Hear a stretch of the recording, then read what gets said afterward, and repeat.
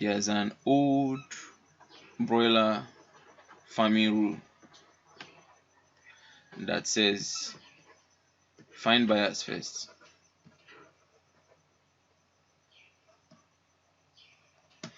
before you start raising broilers. Now my question is, this rule,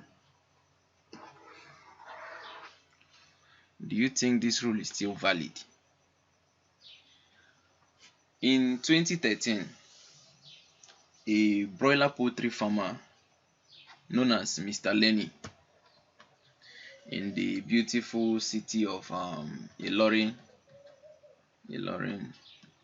in Kwara State. Kwara State is in Nigeria. Okay, it's a city in Niger. Constructed a very big and massive poultry house. Okay, poultry farm, very big, that had the capacity to even raise a minimum of 10,000 birds. But before he stock the pen houses with broilers, he first of all decided to obey this rule to find buyers first before you start raising broilers. So what did he do? He went to the market and met the chairman.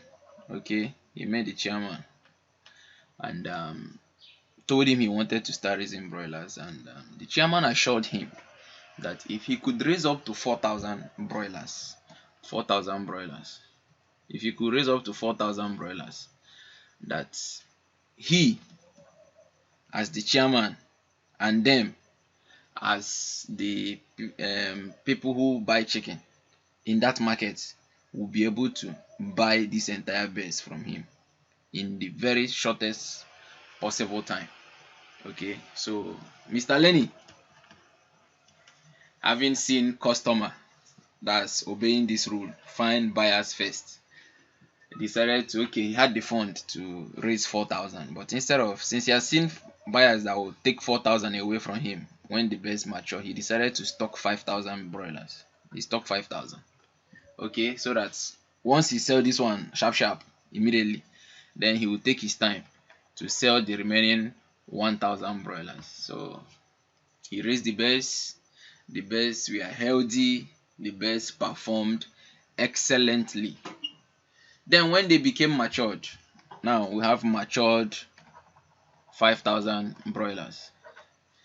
When the birds matured, Mr. Lenny called the chairman and informed him that his 4,000 broilers are matured and ready to be sold. The chairman told him to give him 1 week. That's extra week. That's extra 1 week. What do you think will happen within this extra 1 week? The birds will definitely eat more and they will grow more, should I say fat or large. They will grow bigger. You understand? They will be more enticing to the sight. So Mr. Lenny, onto being loyal now, he decided to keep feeding the birds, kept them alive for an extra week, which somehow cut his profits short a little. And then at the end of that extra week, the market chairman finally came. But the painful thing is that instead of taking 4,000 out of the 5,000, 4,000 was the one he promised that they will buy.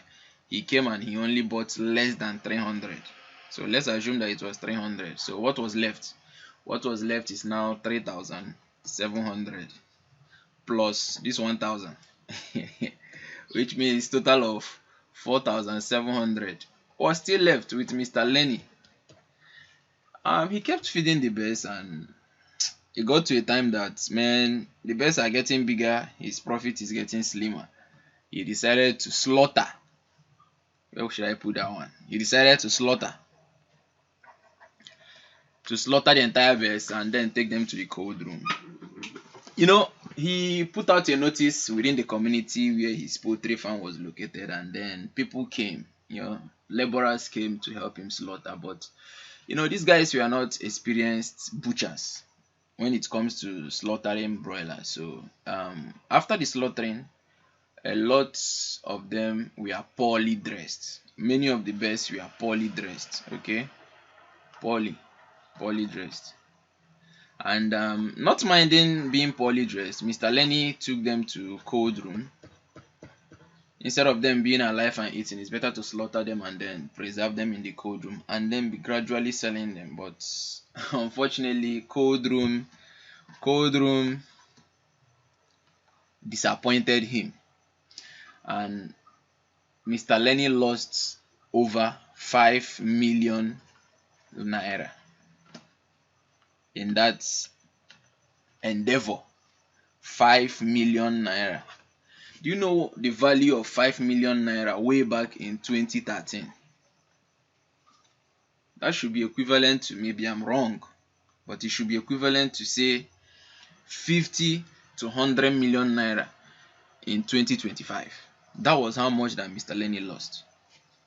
And in that endeavor, since the cold room, some of the best have not, most of the best have not actually spoiled. Okay, most have spoiled, but some were still manageable. So Mr. Lenny had a little more fund left with him. So what did he do with the little fund that he had? He started his own cold room. Mr. Lenny, he bought few freezers and then started his own cold room. Okay, now today Mr. Lenny is the owner of LCC. What's it called? LCCL, which means Lenny O Cold Chain Logistics in Ilorin, Kwara State. This is a true life story. You can go and research. Just type Lenny O Cold Chain Logistics Company in Kwara State, and if you dig deep into their story, this is the story you are going to find. Okay, now should you find buyers first before you start raising broilers? Now the answer to this question is yes, and also the answer is no. But this is a lesson that you have to take back with you after watching this video. Number one, as a farmer, you are a businessman. So this is number one. You should start small. If you don't have customers that are already waiting for you, start small. Okay, if you don't have buyers, start small. You don't have to wait until you have big buyers before you start poultry farming. I know probably you might have nurtured this idea of starting a poultry farm, but okay, right now you are ready, but you don't know buyers.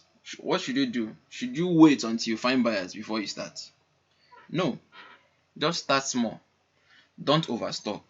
Maybe find something that you know that you can comfortably sell through your personal network. Your personal network are your friends, okay, your colleagues, your neighbors, etc. Your neighbors, small markets nearby, and etc. Okay. Number two,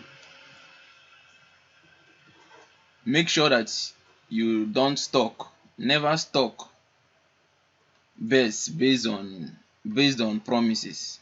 Okay, based on promises. Like in this story, the market chairman promised Mr. Lenny that they will buy up everything. Okay, and at the end of the day, he became disappointed. When someone gives you that kind of promise, I think the person have to put it in written agreement so that you can sue him to court if he disappoints. Or possibly the person should install a little payment. You know, only payment validates order. That's the mantra for people who sell things, the online vendors. Only payment validates order. So when someone promises to buy from you, make sure you don't stock based on that promise, unless the person have installed something, installed a little money to help you start raising those bets. Okay. Number three, this is a mindset. You need to know that marketing of broilers, okay, marketing starts from day one. Day one. Not when the birds are matured, not on when, let's assume you are raising the birds for 5 weeks, which is 35 days, or maybe you are raising them for 6 weeks, which is 42 days. When you get to the final day that you intend to raise the birds, maybe 5 weeks or 6 weeks, that's the time you start marketing. No, no, no. There's something we call pre-sale. Pre-sale didn't start today. Okay, even online digital marketers do pre-selling. Okay, even real estate companies do pre-sale when the price seems like they do pre-sale, especially when they've not really registered the property very well. They need money to do some of those things and start the initial development. They start pre-selling immediately. So in broiler farming, pre-selling starts from day one. From day one, who do you pre-sell to? You start telling your neighbors you have broilers. You start most farmers wait, which is wrong. Okay, tell your contacts, post it on WhatsApp, visit restaurants and cold rooms, and build waiting lists. You need people who are already waiting for the best. Waiting lists. You need people already waiting for your best to be matured so that they will buy. And how do you do this? At times in your WhatsApp, you can be posting the daily growth of the chicks from day one. Day two, you post short clip on your WhatsApp or on your Facebook and all that. Subconsciously, people are watching, and subconsciously they are waiting for that best to mature. I mean, the ideal customers are waiting for the best to mature. It might get sometime in the 3rd week or 4th week when any of them need best, and they will be like, they will call you. I think this my guy is selling, is raising best. They will call you and say, how far? I won't buy best. Then what will you say if the best are not yet mature? You just tell them that the best are not mature. It's just 2 more weeks. Wait for 2 more weeks. You get the point? So make sure marketing starts from day one, not when the best are matured. Number 4, lack of sales. Lack of sales is more dangerous than disease. Okay, how will I? This is too long. Okay, let's just say lack of sales is dangerous, as in more dangerous than disease. If you've spent time to raise your birds, you've spent a lot of money, not just time.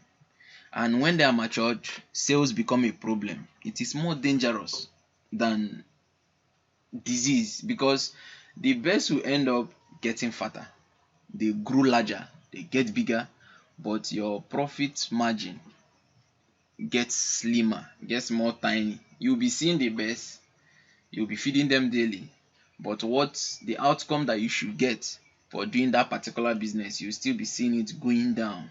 So the earlier you sell, the more profit you make and the more you can reinvest. Okay, number 5, I think I'm running out of space. I don't want to open another slide.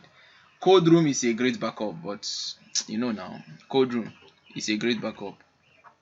Cold room is a good backup,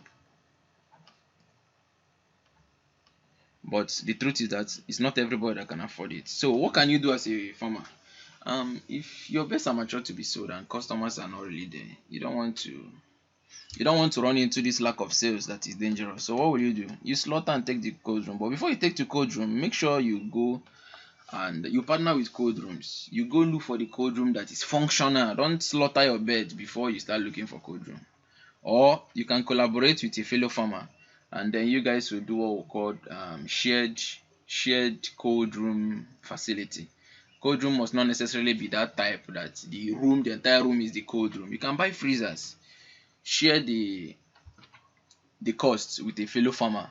Okay, you guys contribute together, get a freezer, get freezers, so that maybe when your birds are matured and his own is not matured, you'll be the one to stock the cold room and then be selling gradually. Or when both of you, the farmers involved, birds are matured, you guys decide how to, you ration what everybody can possibly bring into the cold room at a particular point in time. Okay, then always have plan B. Okay, always have plan B.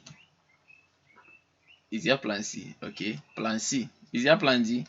Yeah, business is war. You need to know this. If plan A, the buyer who promised to buy everything, does not turn up, then you turn over to the other small customers.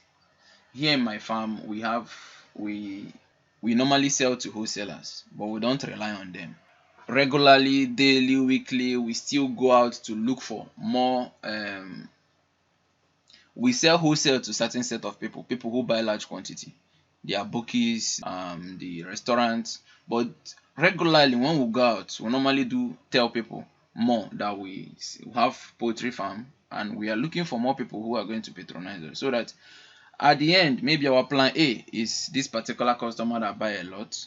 When he doesn't turn up, we switch to plan B. We'll call the other customer. But once the best are ready, we'll call all of them the same time, so that if 5 don't turn up, the other ones will turn up. The main thing we need from them is their money, and to make sure that they take our best.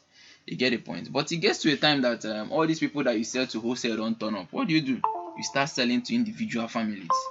Okay, there are families who buy, say, some families will say, I need only 6, I need 5, I need 4, I need 2, I need 1. So the more families that you sell to, the faster it is for you to sell out. And also you have to learn a way to slaughter and sell by yourself. That is business. Business is war. Now if you want to learn how to sell broilers effectively, there's a link in the description of this video. It's a video that I did, like I said, 2 years ago. It is still valid. You learn 6 ways to sell your broilers effectively and very fast. And if you are new to our channel and seeing our video for the very first time, make sure you subscribe. If you like this video, give us a thumbs up. If you have questions, drop it in the comment section. That's it for this video, guys. See you next time.